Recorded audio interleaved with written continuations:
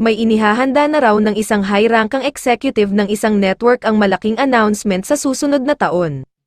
Idedeklara na raw kasi ng network na tuluyan na ngang na-bankrupt ang kanilang kumpanya.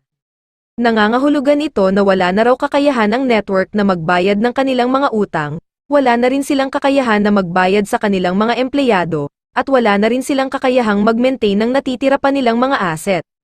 Kung matutuloy na nga ang kanilang announcement na bankrupt na sila, tiyak na maraming fans ang malulungkot, pero sure din yan na meron ding matutuwa.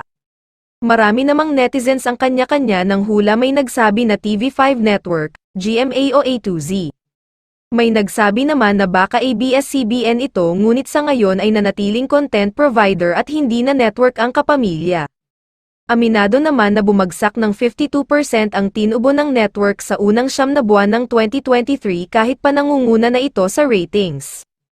Ayon sa disclosure ng TV network sa Philippine Stock Exchange, 2.5 na bilyong piso na lamang ang tinubo umano mula Enero hanggang Setyembre ngayong taon dahil bumagsak ang kita nito sa advertising. Paliwanag ng kumpanya, nagbawas ng gastos ang mga advertiser dahil humihina ang paggastos ng mga consumer sanhi ng inflation at mahal na interest rates. Kung may bad news ay may good news din. Sa kabila ng pagbabanta ng pagsara ng isang network ay ang malaking balita naman ang tungkol sa nalalapit na pag-renew ng prangkisa ng isang TV network sa susunod na taon.